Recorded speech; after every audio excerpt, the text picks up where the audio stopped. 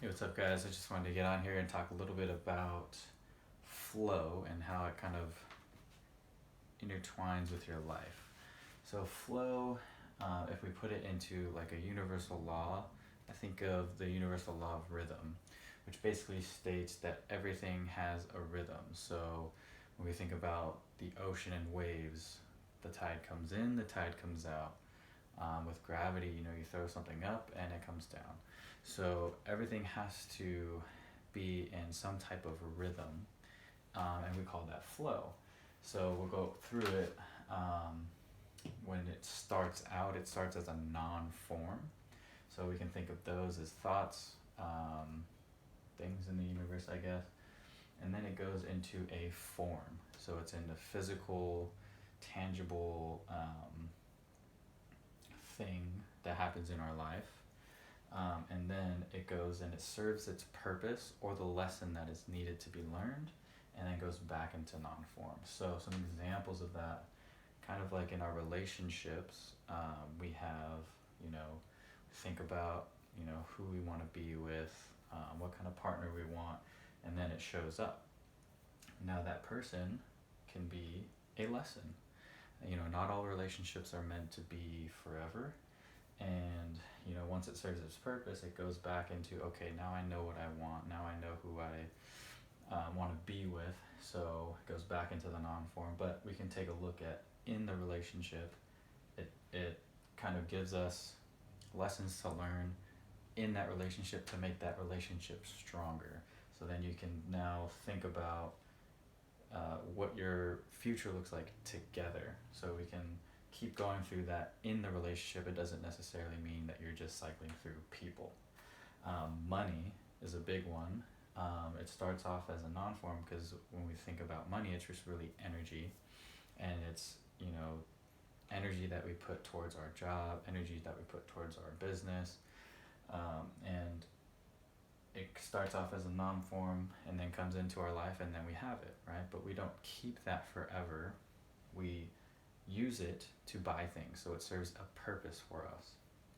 We buy things that are material or maybe intellectual, serves its purpose, and then it goes off to somebody else. And then we think about, what I want money now, so then it goes back into, we get it and we use it, get it, use it, get it, use it. So the flow of money. And then we talk about emotions, and I think this is the biggest one that shows up, especially right now with everything going on. Everyone has this built up tension around this whole virus, and it started off as we don't think it's going to happen, but then it shows up in our life, and we're trying to think about what purpose does it serve and what kind of lessons we're trying to learn from it.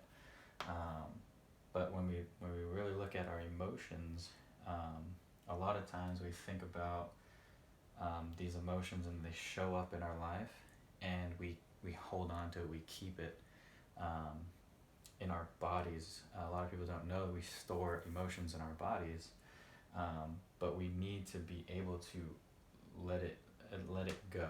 And so, what purpose is it serving me to feel this way, and what is the lesson I need to learn to let it go, and what kind of outlet do I need to express that emotion. So when you think about getting angry that someone cut you off, your first thought is, why is this person cutting me off? It's traffic, and then you get physical feelings from that. Your body and temperature starts to increase. You start to grip the wheel. You're saying things, but what lesson is it to learn? And what purpose does it serve? Is the universe or God trying to tell you to slow down? Is it that you need to learn to let people in front of you? If you're not in a rush, if they cut you off, you just keep moving on with your day. And the same thing with sadness. We can't hold on to sadness forever. We have to express it, and then we have to move forward and go through the flow of different emotions: happy, sad, angry, frustrated, all those things, to go through the cycle so that we don't get stuck in one place, and then it just keeps building up, building up, building up, building up. And then same thing with food. The big thing that I'm reading right now is about circadian rhythms, and how food is a big factor in how we get our sleep, how we get our nutrition, and how it affects our bodies and how it affects our mood, and like what times we go to sleep and how good of sleep we get from eating properly throughout the day. So I just wanted to go through this little model here. If you want to go through it more, I'm more than willing to make more videos. Just comment below. And I hope this was helpful. And